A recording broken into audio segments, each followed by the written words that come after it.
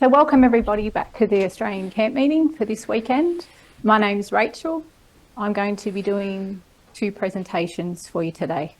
Tak vítejte všichni zpět na australském táborovém nebo kempovém setkání pro tento víkend a jmenuji se Rachel a budu dělat pro vás 2 prezentace. To give you some context what I'll be presenting today. Abych vám dala nějaký kontext ohledně toho, co budu dnes prezentovat. I've been reviewing the fight for gay marriage. Já jsem se zabývala bojem za manželství homosexuálů. And before we begin this study, I'd like to ask you to kneel in prayer. A než začneme toto studium, tak vás požádám, abyste poklekli a pomodlíme se. Our dear God in heaven. Náš drahý Bože v nebesích. We thank you for this opportunity to gather together. Děkujeme ti za tuto příležitost se společně shromáždit. And try and understand that about the world that we live in. A pokusit se pochopit svět, ve kterém žijeme. And understand what your kingdom is about. A porozumět, o čem je tvé království. And every day work towards living as if we were in your kingdom. A každý den žít tak, jako bychom byli v tvém království. Please be with us all now. Prosím, buď si s námi všemi. As we go through this study. Teď, když procházíme tímto studiem. We ask this all in your name, Jesus. Prosím tě o toto všechno ve jménu Ježíše. Amen. Amen.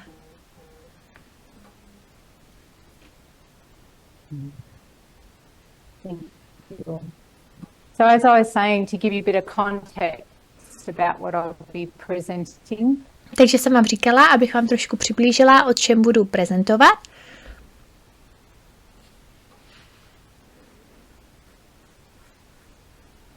So as we saw through these studies, jak my jsme viděli skrze tyto studia,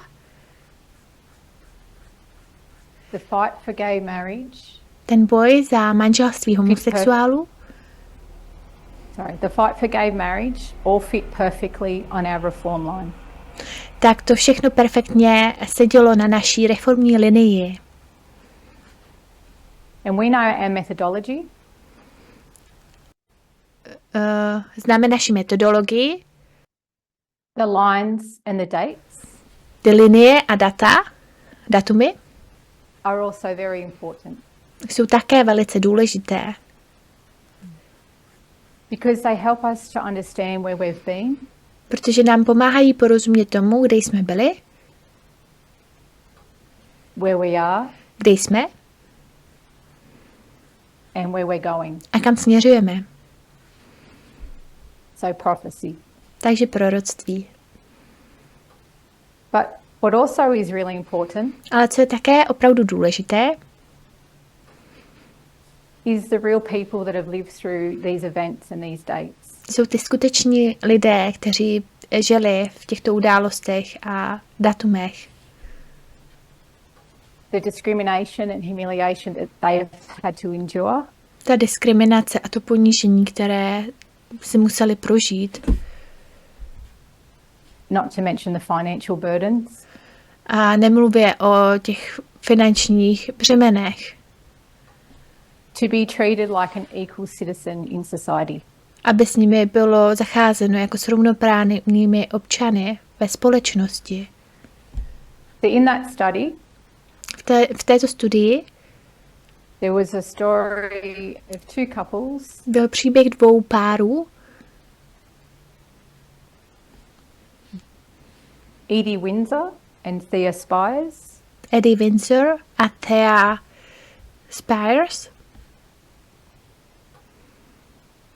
John Arthur and Jim Obergefell. John Arthur and Jim Obergefell. And how their court cases. A jak jejich soudní případy took down section 3 and section 2 of the Defence of Marriage Act.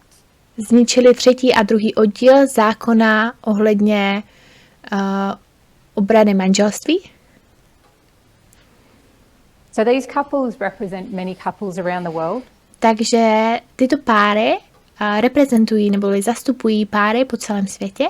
And learning about their story helped us to understand what they've been through. A učení se o jejich příbězích nám pomohlo pochopit, čím si prošli. And it was to do something very natural for them to do. A bylo pro ně velmi přirozené udělat něco. And it was to simply marry the person that they loved. A bylo to jednoduše to, že se vzali osobu, kterou milovali. So I had a big question while doing this review. Takže jsem měla velikou otázku, když jsem procházela skrze toto, když jsem si to And opakovala. that was a big why. A měla jsem tam tady to velké proč. Why did people even have to fight? Proč lidé vůbec musí bojovat? Why did they have to fight against laws and legislation? Proč museli bojovat proti zákonům a legislativy?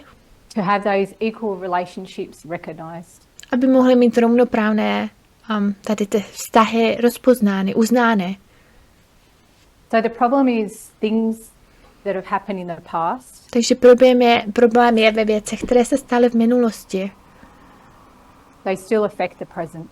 a stále nás ovlivňují v přítomnosti. So when we're talking about the fight for gay marriage, Takže když mluvíme o tom boji za manželství homosexuálů, things that happened before 1989 continued. věci, které se staly před rokem 1989, pokračovaly. And these stigmas were built on misdiagnosis, A tato stigmata byla postavena na hodně dezinformací, misinformation and misinterpretation, nesprávné informace a interpretace from the past. z minulosti. So I hope today I can give you a little snapshot of why. Takže doufám, že dnes vám budu moct poskytnout malý přehled ohledně toho proč, Why the LGBTQI+ community has been treated this way. proč se komunita LGBTQI+, s ní takhle zacházelo tímto And where způsobem this mindset comes from. a odkud tento způsob myšlení pochází. So once again, it's a very complicated history. Ještě jednou je to velmi komplikovaná historie, So it's quite difficult to cover every aspect of this subject. takže je docela obtížné zahrnout všechny aspekty tohoto problému, této věci. So I've pulled out one strand Takže jsem vytáhla ten jeden aspekt, tu jednu nitku, to focus on what happened before 1989. abychom se zaměřili na to, co se stalo před 1989. So to find some answers, Takže najít nějaké odpovědi. we're going back to our favourite subject, history. Tak se vrátíme k našemu oblíbenému tématu, historii.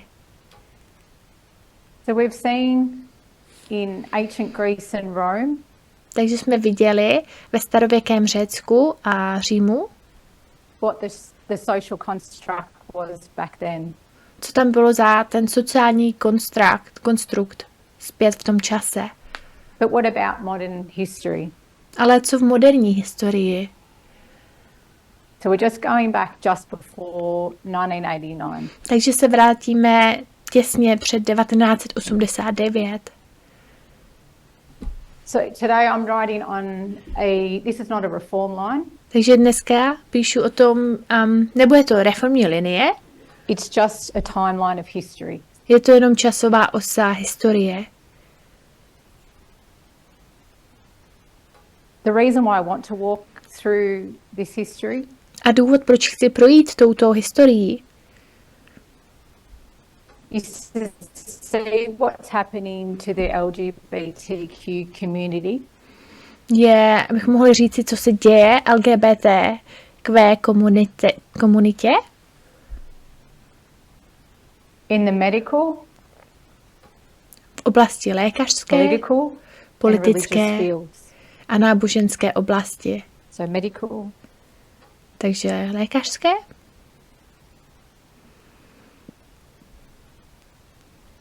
and this all comes under a society. a to vše spadá pod společnost.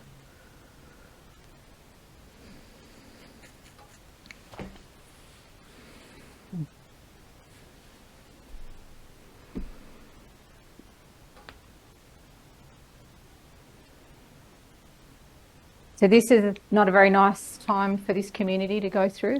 Takže to není moc pěkné období pro tuto společnost si tímto procházet. It's actually a very horrible time for this community. A je to vlastně velice hrozná doba pro tuto komunitu. But as we go over this time, we can see what it's like to walk in their shoes. Ale jak si budeme procházet tuto dobu, tak můžeme vidět, jaký to je chodit v jejich botách, být v jejich botách. Of people who've been discriminated against, Lidé, kteří byli diskriminováni, mistreated and misunderstood. bylo s nimi špatně zacházeno a byli neporozuměni.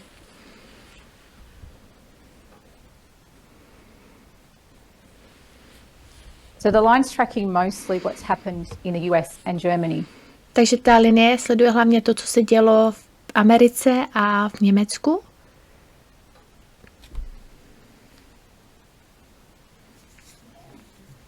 So I'm going to start on the year 1868. Takže začnu rokem 1868 And we know there's a lot of thoughts. a my víme, There are a lot of thoughts and ideas originated well before this time. je tu spousty myšlenek, které vznikly dávno před tímto časem, But it's a starting point for us today. ale je to pro nás začínající bod dnes. And the reason it's a starting point A důvod, proč je to ten výchozí bod, is because it's when the word homosexual was coined. je to proto, protože to je doba, kdy to slovo homosexuál se objevilo. Bylo vytvořeno. So when we jump back to this history, we need to put the right lenses on. Takže když skočíme zpět do této historie, musíme dát na sebe správné brýle, ty čočky, To see this is mostly all about men. abychom viděli, že jde především o muže. So men dominated the medical and the science fields. Muži tak ovládali lékařství a vědu, ty oblasti lékařství a vědy, The lawmaking and political realms. zákony a politické sféry. So there's not many women in these fields. Takže není tu spousty žen v těchto oblastech.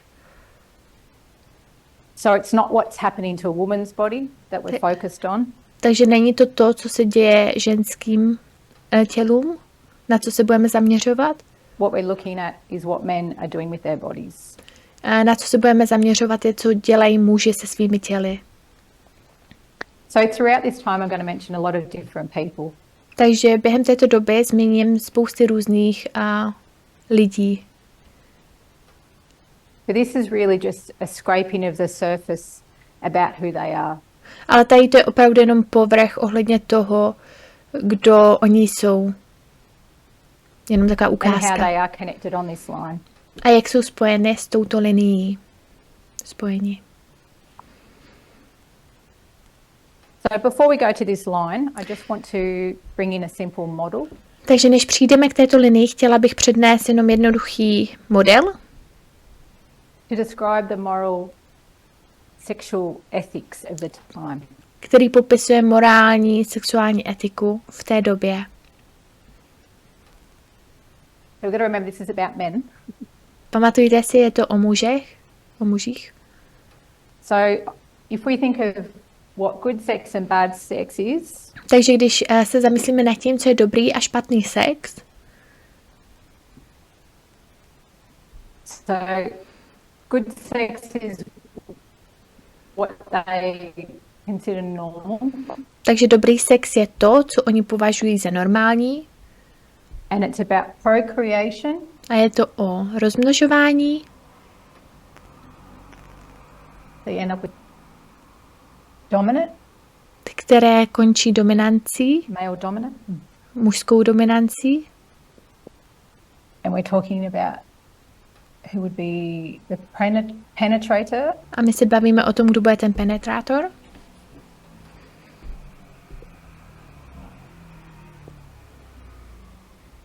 so it's about the role that you played.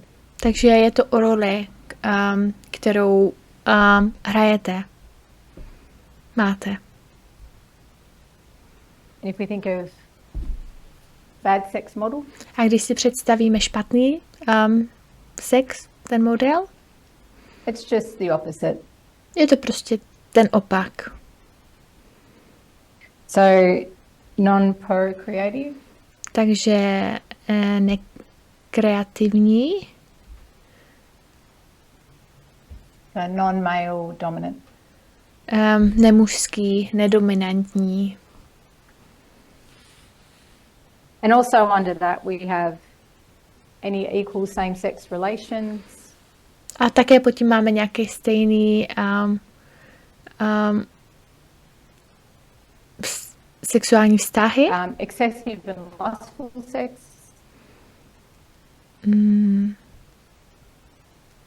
Hodně takový toužebný sex, excessive, a lot of, takový nadměrný, yeah, je toho hodně, and masturbation. a masturbace. So bad sex is when the sperm's wasted. Takže špatný sex je, když se spermie, když ta spermie je jakoby Because nadarmo. back then it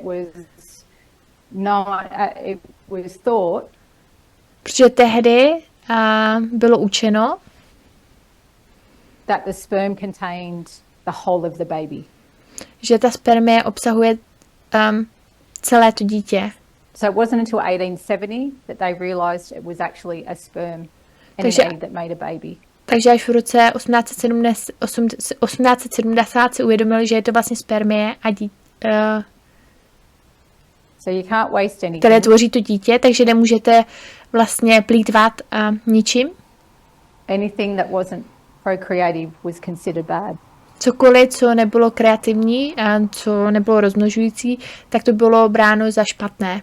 So let's start in looking at the medical world. Takže začneme se dívat na to, na tu lékařskou oblast. We're starting in 1868 A and there's a guy called Carl Kurt Berry. A začínáme v roce 1868. Je tu muž jménem K. Godberry. So he's an Hungarian journalist. Takže je to maďarský novinář.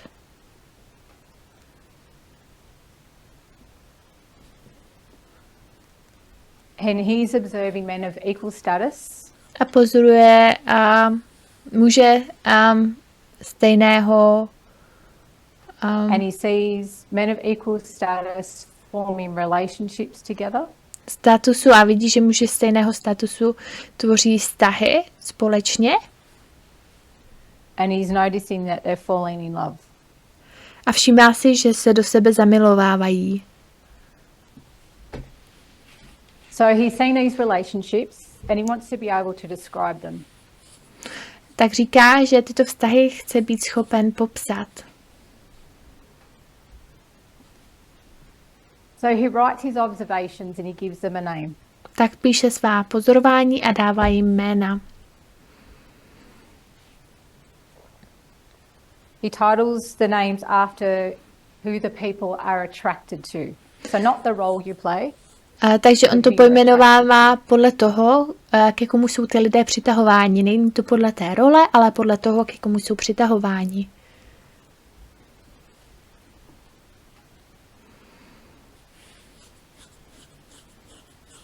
So heterosexual Takže heterosexuální and homosexual. a homosexuální. These are the two words that he's uses to describe.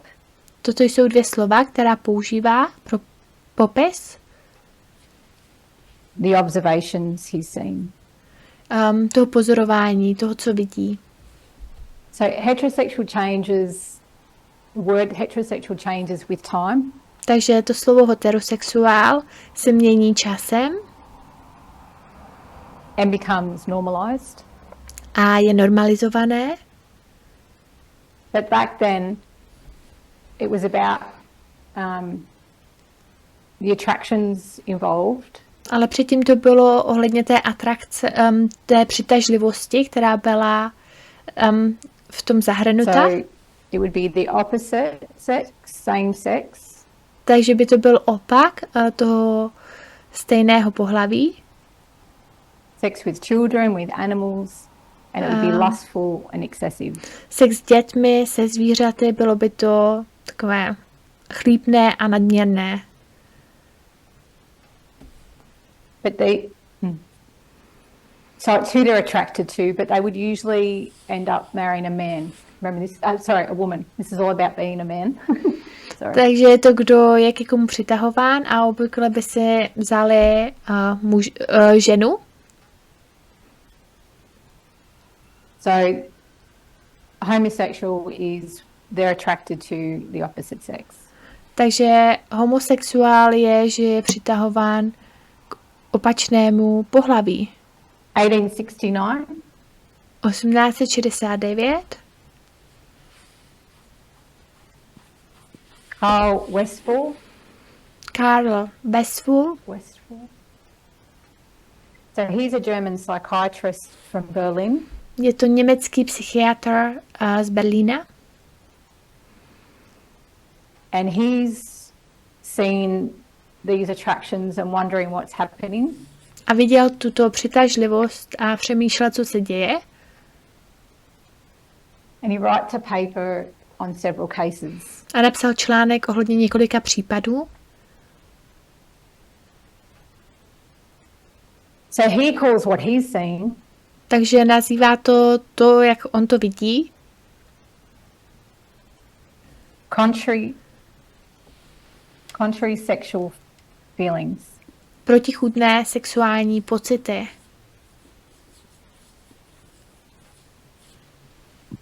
So to explain that if I'm a man. Takže abychom to vysvětlili, tak pokud já jsem muž. And inside of me I'm supposed to love a woman. A uvnitř sebe mám milovat ženu. But if I fall in love with a man, then it's contrary. Ale když se zamiluji do muže, tak je to protichůdné. So this word contrary gets changed into the English word later on.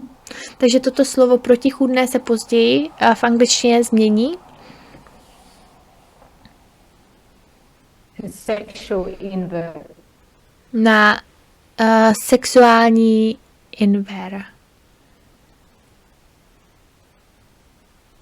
So if I was to draw this so you can understand. Takže kdybych to nakreslila, abyste to mohli lépe pochopit. It's about talking about men. So je to tak, že stále mluvíme o mužích. That would represent masculine and feminine. Takže je to osoba, která reprezentuje mužský rod a ženský rod. So we have the active and the passive here. A máme tu aktivní a pasivní tady. So one would be female like. Takže jeden by byl jako žena ženského rodu. Because they can't get the idea or the concept. Protože oni nemohou pochopit nebo pochopit tu myšlenku. that it's not about being female or male. Že to není o tom, jestli to je žena nebo muž.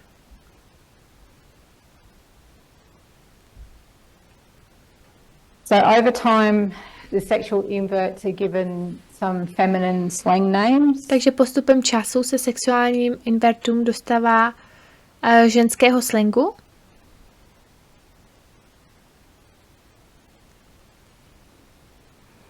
Nebo, So pansy, Nancy and fairy. nebo jména, takže Pansy, Nancy and Fairy.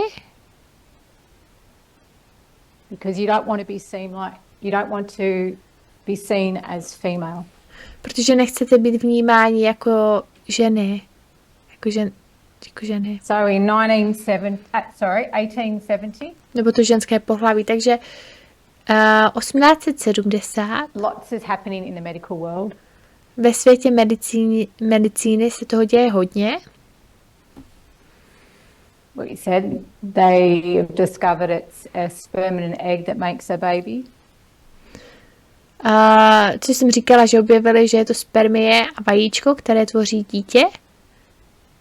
What else happens is psychology is established. Co se ještě děje, je, že psychologie As an academic discipline. že začala psychologie jako akademická disciplína. Byla vytvořena psychologie jako akademická disciplína. Takže lidé začnou více mluvit o svých pocitech. And this gets more recognition for when World War I comes along. A získává to větší uznání, když první světová válka přijde. So in 1886, tak v roce 1886 there's a German psychiatrist se objeví německý psychiatr Richard von Krafft-Ebing. Richard von Krafft-Ebing. And he writes a book. A píše knihu. And it's the first text about sexual pathology. A je to první text o sexuální patologii.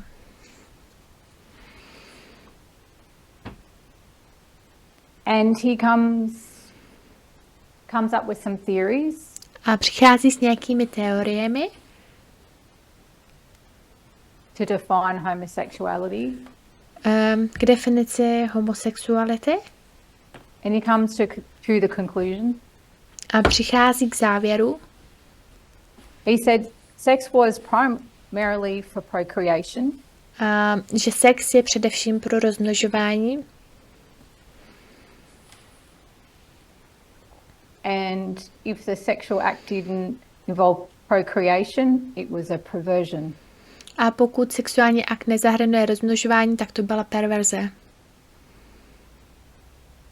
He's saying that homosexuality is a sexual perversion. Takže on vlastně říká, že homosexualita je sexuální perverze, úchylka. He goes on to say in his book, it's not really a crime or a sin. Dále ve své knize říká, že to není ve skutečnosti zločin nebo hřích. Back here it was kind of like a mystery. Tady zpět to bylo něco jako tajemství, But now záhada.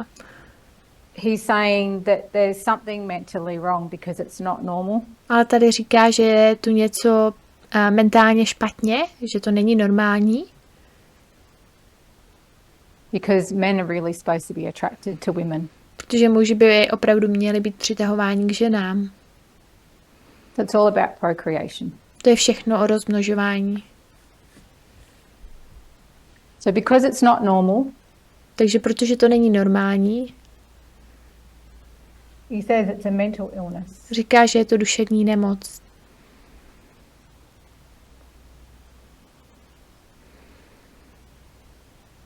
And then we've got the 1900s. A pak tu máme rok 1900. And we have Freud, who's the founder of psychoanalysis. A máme tu Freuda, který je zakladatelem psychoanalýzy. This is some deep water that I don't want to touch.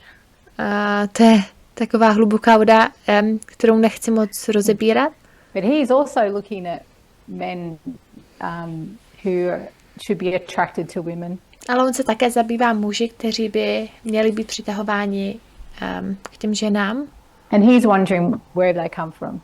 A on přemýšlí nad tím, odkud se to vzalo. And he has his own theories of why people are homosexual. A má svoje vlastní teorie o tom, proč jsou lidé homosexuálové. You may have heard the popular term smothering mother and distant father. Možná jste slyšeli ten známý termín, nejsem si jistá, co to bylo. He has other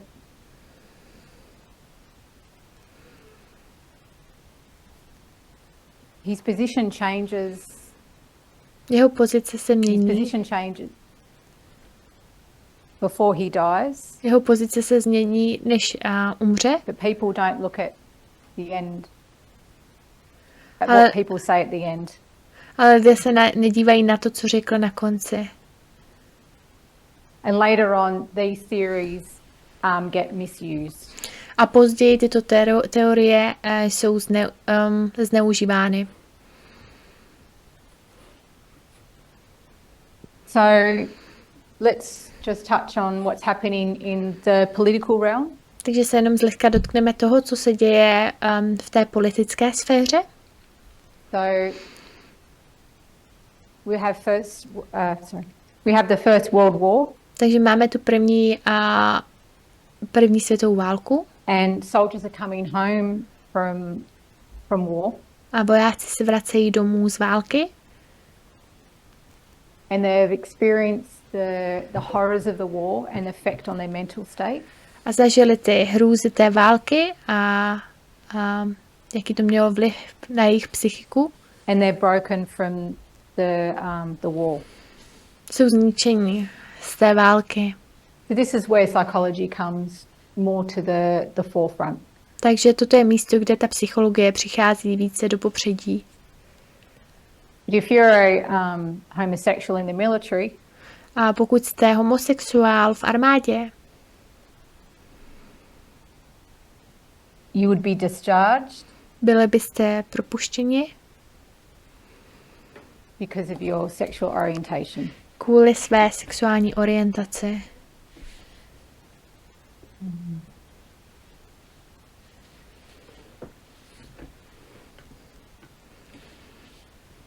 1920. So this is the roaring 20s in America. Takže toto je volání nebo 20. léta v Americe. A v této době se toho hodně děje ve společnosti. We're focusing on homosexuality. A my se zaměřujeme na homosexualitu. So in the 1920s, there was a climate of accepting of homosexuals. Takže v 1920 tu byla atmosféra přijímání homosexuálů. They weren't seen as a threat at all. A nebyli považováni za hrozbu vůbec. I just want to read from that article 1. Budu číst ze článku 1. The 1920s saw the flourishing of the LGBTQ nightclub and culture. V roce 1920 došlo k rozkvětu nočního života a kultury LGBTQ. It reached beyond the cities, across the country and into ordinary American homes. Dostalo se mimo města, po celé zemi i do běžných amerických domácností. Though New York City may have been the epicenter of the so-called pansy craze, New York byl epicentrem takzvaného pansy craze. Gay, lesbian and transgender performers. Geové, lesby a transgender umělci vystupující graced the stages of the night spots in cities and all over the country. Zdobili pódia nočních podniků ve městech i po celé zemi. The audiences included many straight men and women. Jejich publikum tvořilo mnoho heterosexuálních mužů a žen. So eager to experience a culture themselves.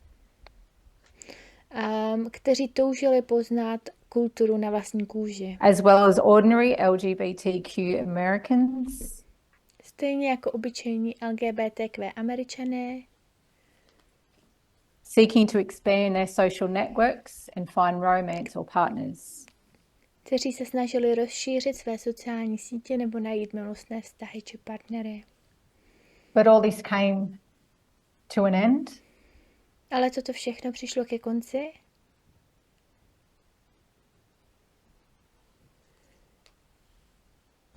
Before the 1930s, we saw there's not much persecution towards homosexuals in society.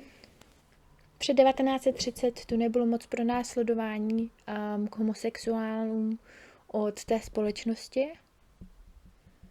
But unfortunately, this changes dramatically in the 1930s. Ale bohužel toto se mění dramaticky v těch 1930. And the beginning of the Great Depression. A na začátku Velké deprese. The Article 2. Takže článek 2.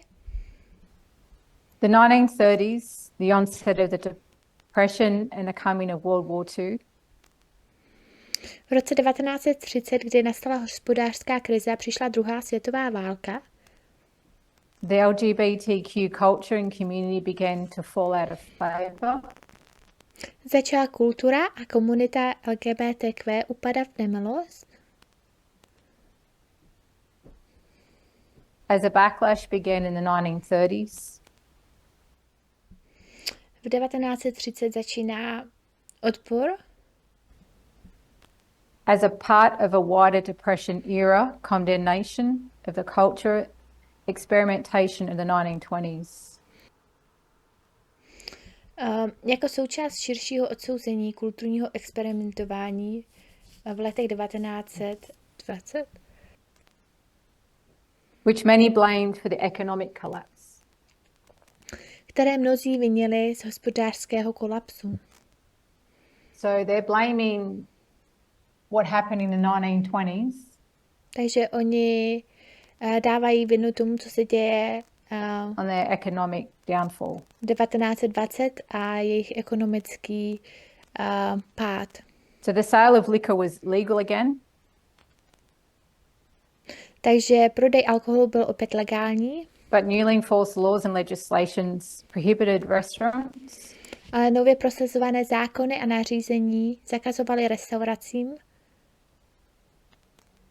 from hiring gay employees or even serving gay patrons. A barům zaměstnávat homosexuální zaměstnance nebo dokonce obsluhovat homosexuální návštěvníky. In the mid to late 30s, a wave of sensationalized sex crimes. V polovině a na konci 30. let vlna senzačních sexuálních zločinů provoked hysteria about sexual crimes who were often in the mind of the public and the mind of authorities equated with gay men. Vyvolala hysterii ohledně sexuálních zločinců, které byly často v podvědomí veřejnosti i úřadů stotožňování s homosexuály. This not only discouraged gay men from participating in public life, to nejenže odrazovalo homosexuály od účasti na veřejném životě, but also made homosexuality seem more dangerous to the average American. Ale také způsobilo, že se homosexualita zdála průměrnému Američanovi nebezpečnější. So anti-gay legislation became common throughout the 1930s. Takže ve 30. letech 20. století se proti homosexuální legislativa stala běžnou. And the gay community went underground, many disappearing into the closet forever. A komunita gayů přišla do ilegality a mnozí z nich navždy zmizeli do ústraní. And those who still managed to remain in the life. Ti, kterým se ještě podařilo zůstat v životě. Foster close relationships, but for many it was not easy or even possible. Pěstovali blízké vztahy, ale pro mnohé to nebylo snadné ani možné. So we can see in the 1930s. Takže my můžeme vidět, že v 1930 to bylo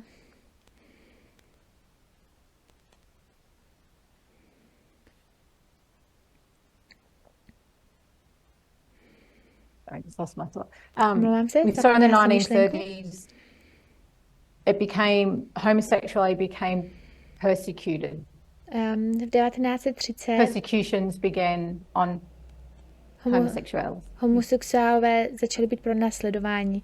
Pronásledování začalo být proti homosexuálům. So this blaming of people's sexual orientation. Takže toto obviňování lidí ohledně sexuální orientace. The devastating events in history is a recurring theme. A ničivých událostí v dějinách je vlastně opakující se téma.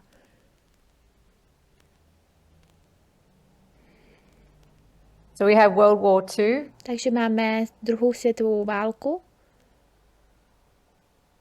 And we're just talking about in Germany, it was a Center for Human Sexual Studies. So back to the medical. A mluvíme o tom, že v Německu to bylo Centrum pro studium lidské sexuality, takže zpět do toho lékařství. In 1919, v 1919, the Institute of Sexual Research was established. Ústav sexuálního výzkumu byl založen. It was pioneer modern gender affirming healthcare. Byl průkopníkem moderního genderového zdravotnictví.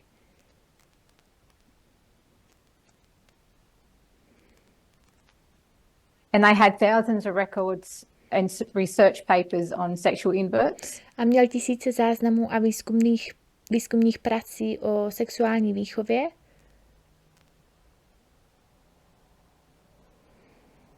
But now the political climate changes. Nazi Germany.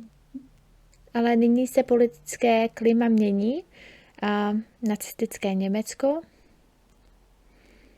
So you've got the Nazi book burnings in Berlin. Takže máte nacistické pálení knih v Německu, v Berlíně. Which included all the archives of the institute. Které zahrnovala všechny ty archivy a instituty. So all that library was destroyed. Takže celá ta knihovna byla zničená. So 20,000 books and 5,000 images are burned. Takže 20 000 knih a 5 000 obrazů je v havarijním stavu. The psychologists and psychiatrists are taken to concentration camps. Psycholog a psychiatr byli odvezeni do koncentračních táborů. Some are murdered and some are able to flee Nazi Germany. Někteří byli zavražděni a některým se podařilo uprchnout před nacistickým Německem. For some, they're mainly German Jews immigrate to England, but some go to America. Někteří jsou to hlavně němečtí židé, emigrují do Anglie, ale někteří jdou do Ameriky. So the Nazi regime carry out a campaign. Takže nacistický režim provádí kampaň against the homosexual community. Proti homosexuálním komunitám.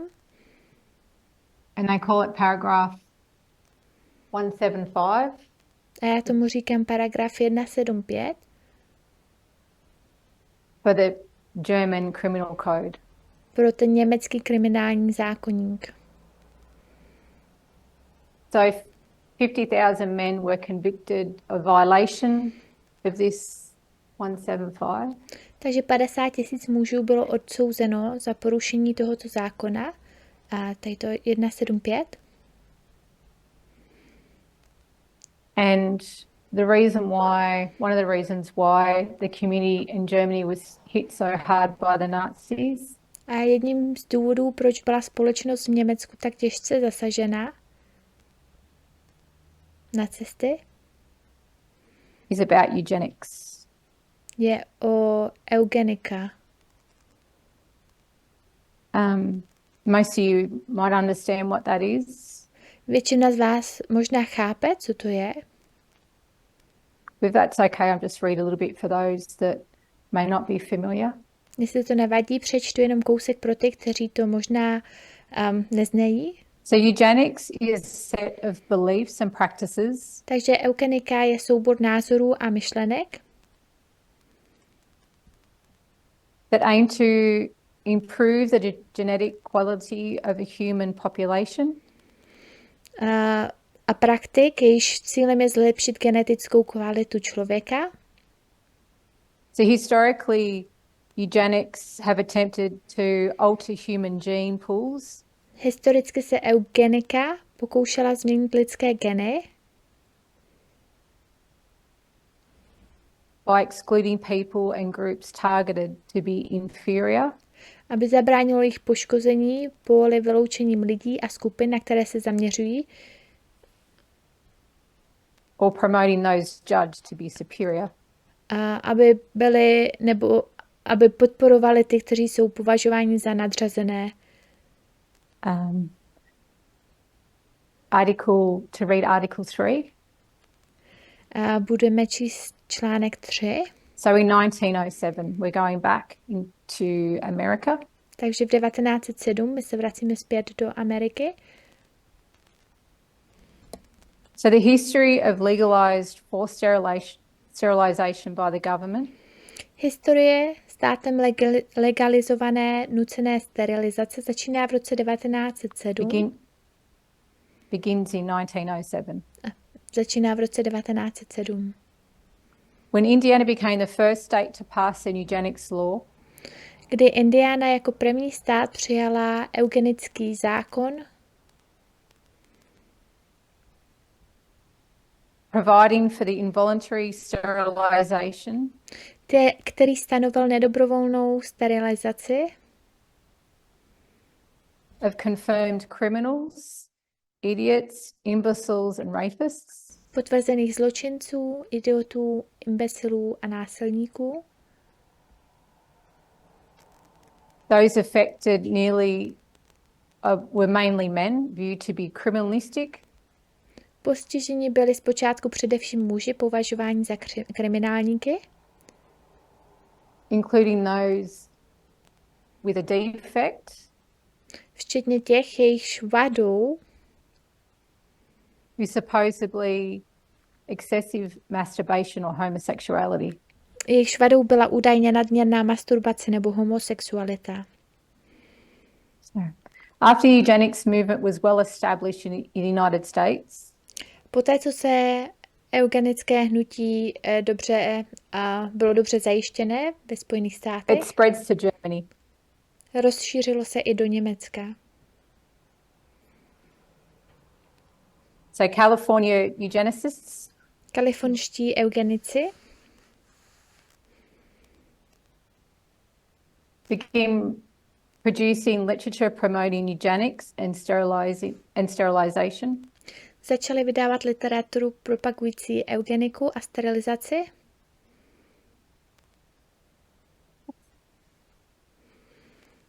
And sending it overseas to Germany scientists a zasílat ji do zámoří německým vědcům a lékařům.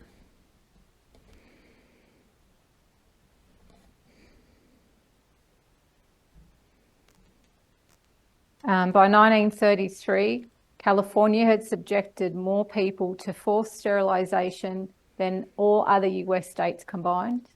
Do roku 1933 bylo v Kalifornii podrobeno násilné sterilizaci více lidí než ve všech ostatních státech. So this forced sterilization program engineered by the Nazis was partly inspired in California. v ostatních státech USA dohromady a program nucené sterilizace, který zkonstruktovali nacisté, byly částečně inspirovány kalifornským programem. So Hitler reads all about racial hygiene during his imprisonment in 1924. Takže Hitler četl vše o rasové hygieně během svého vězení v 1924. But he takes it to an extreme level. Ale dovede to do extrémní úrovně. So back in the USA. Takže vrátíme se do Ameriky.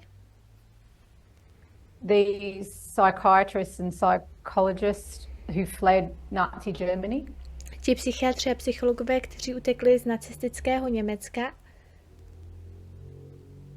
have so they're German Jews and they've come to America in the Victorian era. Takže jsou to němečtí Židé a přišli do Ameriky ve viktoriánské éře. And because of the way that they were received by society, they went into hiding. A kvůli tomu, jak byli přijati společností, tak oni šli do skrývání. They began to regress on the way that they would be looking at these sexual inverts. Oni začnou regresovat ve způsobu, jakým se dívají na tyto sexuální inverti.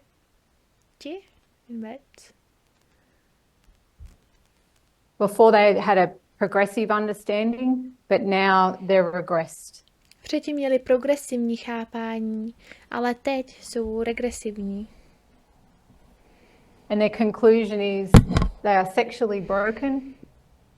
A jejich závěr je, že jsou sexuálně and they've added, yes, they are mentally rozbití, poškození a že jsou mentálně nemocní.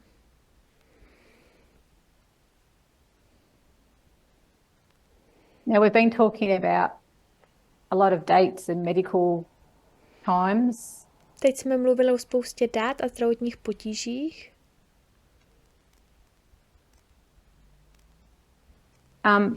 But one of the biggest problems that I have found while looking at all these things ale jeden z větších problémů, na který jsem přišla, když jsem se dívala na všechny tyto věci, is that all these with all these conclusions and theories, je, že všechny tyto závěry a teorie were done on people that were either in treatment, in an institution or in jail. Na lidech, kteří buď to měli nějakou léčbu, byli v ústavu, anebo byli ve vězení. But never were they done in a controlled environment. Ale nikdy to nebylo uděláno v kontrolovaném prostředí. So now, because it's a medical term, takže teď, protože je to lékařský termín, because homosexuality is now a medical term, protože homosexualita je teď lékařským termínem, so then it needs to be treated medically. Tak je třeba to léčit lékařsky. So before it was about their feelings. Takže předtím šlo o jejich pocity. Now physical treatments have come to the forefront. A nyní fyzikální léčba přichází to try and change their sexual orientation. Aby se oni pokusili změnit jejich sexuální orientaci. So this is when conversion therapy begins. Takže toto je, když konverzní terapie začíná. So electric shock treatment, chemical drugs to make you sick. Léčba elektrickými šoky a chemické léky, které vás donutí zvracet.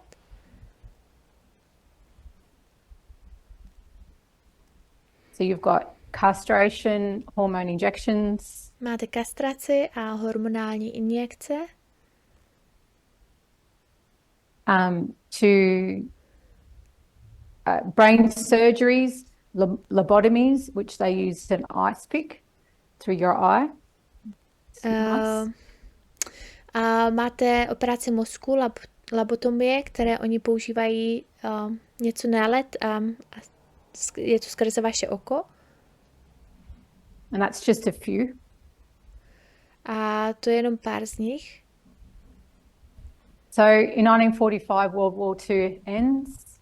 V roce 1945 končí druhá světová válka. Men are coming back from the war and women are going back home.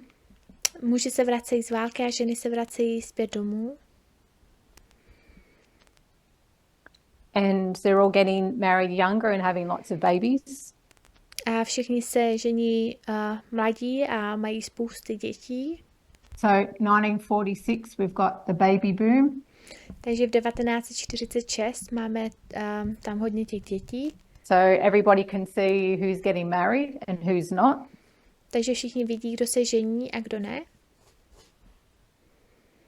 Because the social climate's tilted towards traditional gender roles.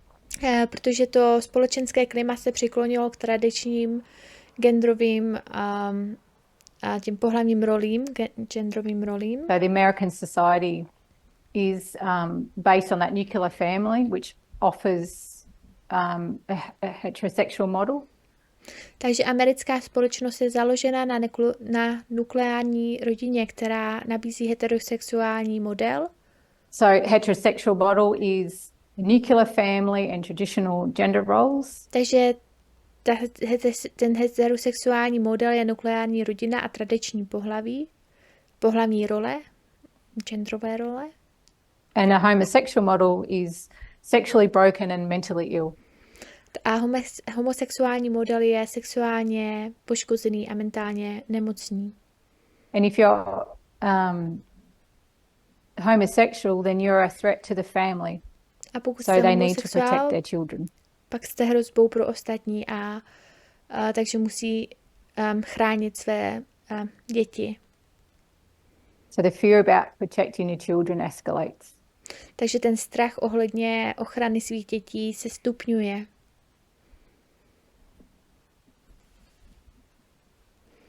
And that's another recurring theme. A to je další opakující se téma v průběhu historie. Then we have the Cold War. Pak tu máme studenou válku. And we've talked about this before, so I'm just going to briefly mention it. A o tomto už jsme se bavili předtím, takže to jenom krátce zmíním. And we've talked about the Lavender Scare, which is a parallel persecution. A mluvili jsme o levandulové válce, nebo tom levandulovém strachu, což je paralelní pro následování.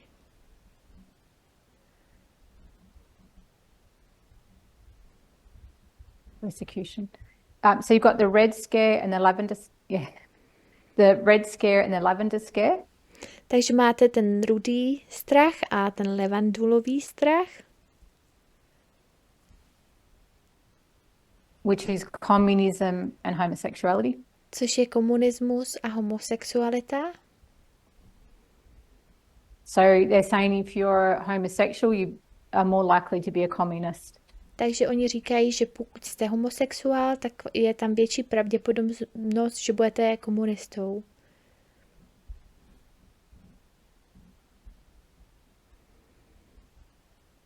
So now the LGBTQ community are treated as a national security threat.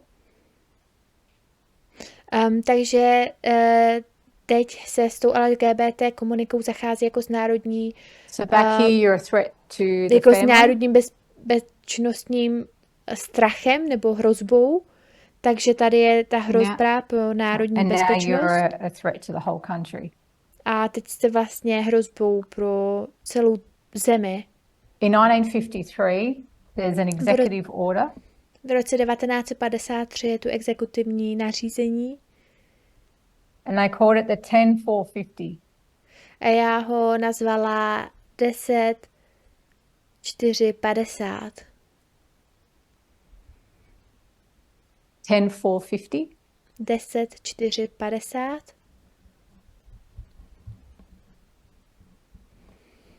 So basically federal employees were being investigated. Takže v podstatě federální zaměstnanci byli vyšetřováni.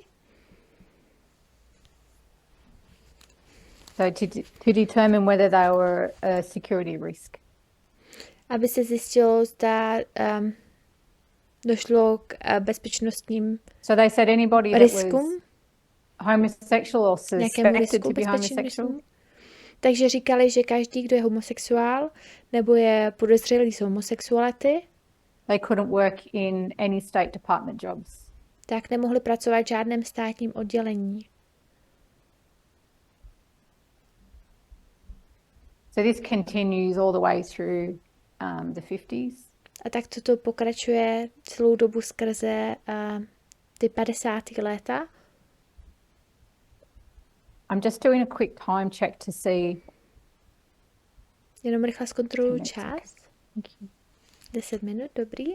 I just want to give a quick story how this order can impact someone's life and country. Chci vám jenom dát rychlý příběh, jak tady to zakázání může ovlivnit někoho život a zemi. There's a guy named Frank Kemi. Je tu muž jménem Frank Kemi. So he's an astronomer. Je to astronom. He graduated out of Harvard with 2 degrees by the time he was 18. A on vystudoval na Harvardu 2 tituly v době, kdy mu bylo 18. So he's brilliant. Takže je geniální. He's working for the government. Pracuje pro vládu. And while he was in a stopover in San Francisco, he's approached by a man. A když se zastavil v San Francisku, oslovil ho muž. He doesn't know this person. On nezná tohoto člověka. But the undercover police see that he's touched by this man and they arrest him. Ale tajní policisté vidí, že se ho ten muž dotýká a oni ho zatknou. And he's saying, please don't arrest me, I'm a federal employee. A on říká, prosím, nezatýkejte mě, já jsem federální zaměstnanec. And I'll get fired. A dostanu padáka.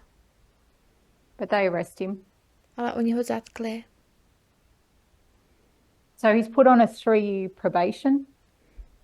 Takže byl na 3 dny ve vězení. And then they were going to drop the charges. A teď oni odejmou But in 1957 he's working for the US Army Map Service. Ale v 1957 pracuje pro americkou armádu. And they hear about his arrest in San Francisco. A oni se dozvěděli o jeho zatčení v San Francisku. His superiors question him.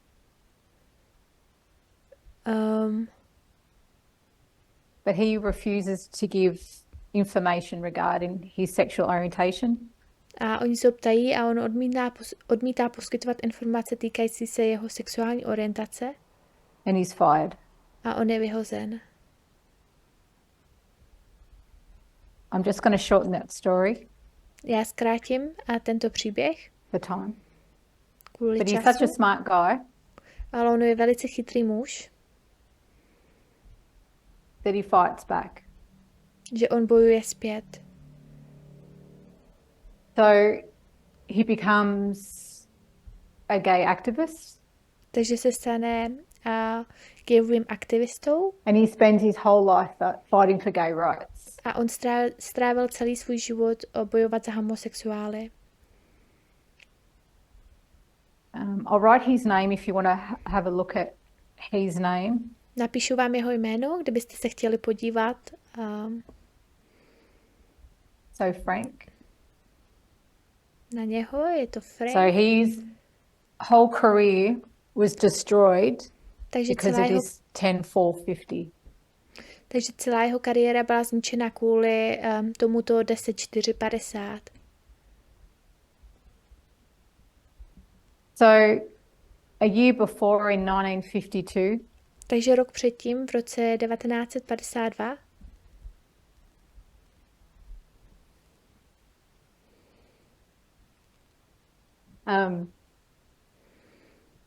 to add fuel to the already burning fire against homosexuals. Takže on přidal palivo k tomu už hořícímu ohni proti homosexuálům. The APA, which is the American Psychiatric Association. Takže to APA, což je Americká psychiatrická asociace, puts in their diagnostic manual for mental illness. Uvádí ve svém diagnostickém manuálu pro duševní poruchy,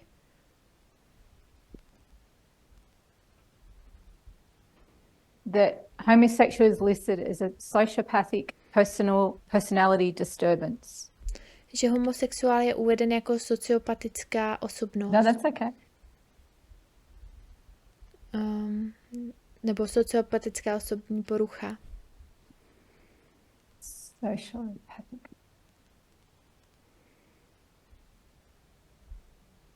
Disturbance.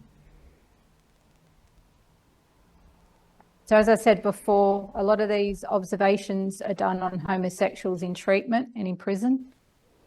Takže jak jsem řekla předtím, spoustě toho pozorování bylo provedeno na homosexuálech v léčebnách a ve vězení. And nobody's ever done a controlled study.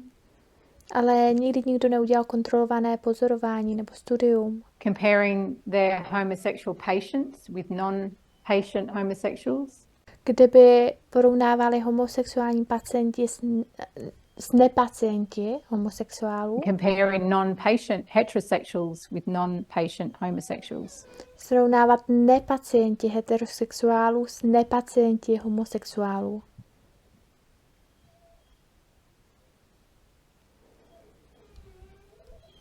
So I want to call this a turning point in history. Takže bych to chtěla nazvat obratným bodem v historii. Because this had never happened before until Evelyn Hooker comes along. Tohle se nikdy předtím nestalo, dokud nepřišla Evelyn Hookerová. So just to quickly summarize. Takže jenom rychle shrneme. We're walking through this timeline to see how the medical, political and world treated the LGBT community. Takže my procházíme tuto časovou osu, abychom viděli, jak lékařské, politické a lot of theories and conclusions.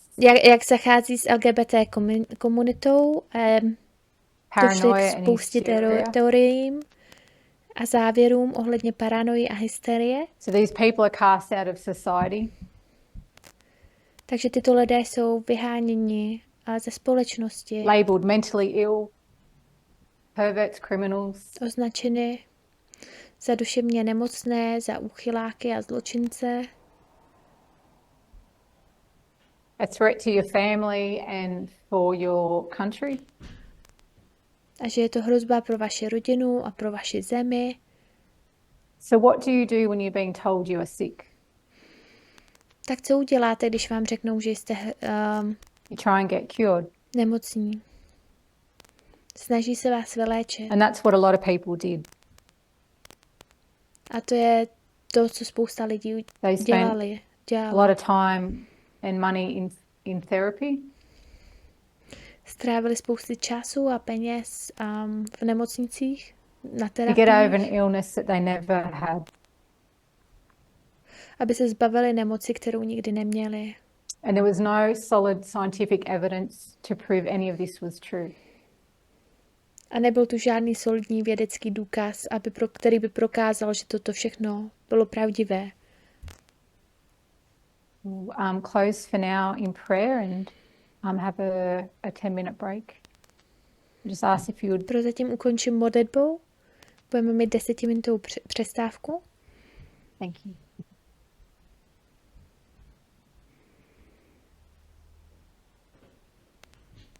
Our God in heaven.